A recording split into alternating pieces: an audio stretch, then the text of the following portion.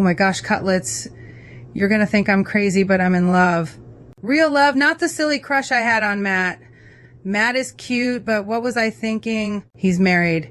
And when we were all at the mall with 1776, I overheard Jalen saying something, and he laughed, and I think it was about me. So, plus this time, I think the love goes both ways. At least I hope so. I can hear you all saying, Beef, what the heck are you talking about? Remember the other night when I told you about the bees? Wasp bees and yellow jackets and everything? Yellow jackets are nasty, but at least you know what they want. They go for sweet things like when you're on a picnic and you have jelly sandwiches. I don't know what wasps want. They sting you for no reason. Honeybees are cute and they help pollinate flowers. I remember that from grade school science, but they're so stupid. If you step on them by accident, they sting you and then they die. Oh my goodness.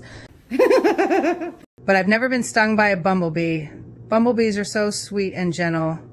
I've always had a soft spot for them. Now I'm in love with one, and I think it's mutual. It's the most amazing thing. Oh my gosh. The other day I was going out to my car and this bee was hovering and hovering, looking in my face. I think I told you about that. Then I realized that it must want to kiss me, but was afraid that would be too aggressive and I might be scared. I wanted to say, it's okay, little bee, you can kiss me on the lips. I won't be afraid and you don't have to be afraid either. It was the most magical moment. I really thought it was going to kiss me, but it didn't kiss me. It just kept hovering there, looking into my face. I said, time to go. When the bee still didn't move, I got a little worried. I thought maybe it was going to sting me after all. Oh no! But it didn't do that either. So we just stayed like that, looking into each other's faces, and I knew then that it would never hurt me. But I really had to go, so I said, I'm sorry, sweetheart, and ducked down and kind of scooted under the bee.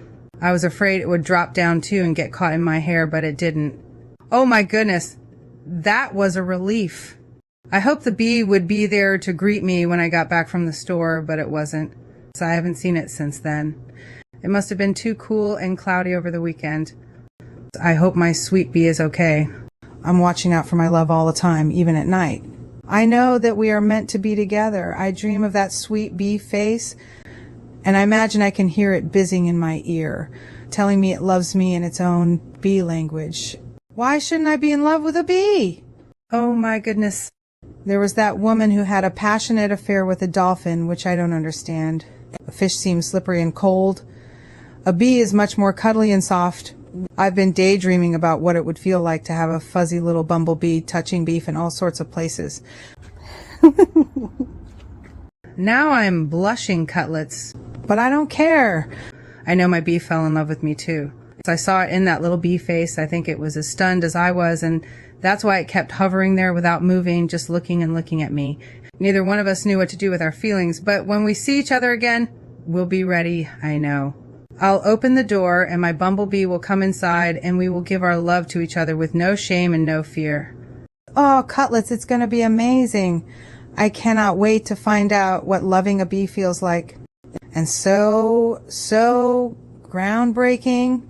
I could write a book about it. That would make more money than the jewelry. And how hard could it be to write a book? After all, Mags wrote one. I'll call it Beef Loves Bee. Or maybe Bee Loves Beef. Yes, I think that sounds better. And you know what? I just thought of this. If women just made love with bees, there'd be no need for abortion or Planned Parenthood or any of that. Isn't that brilliant? Glory be to beef.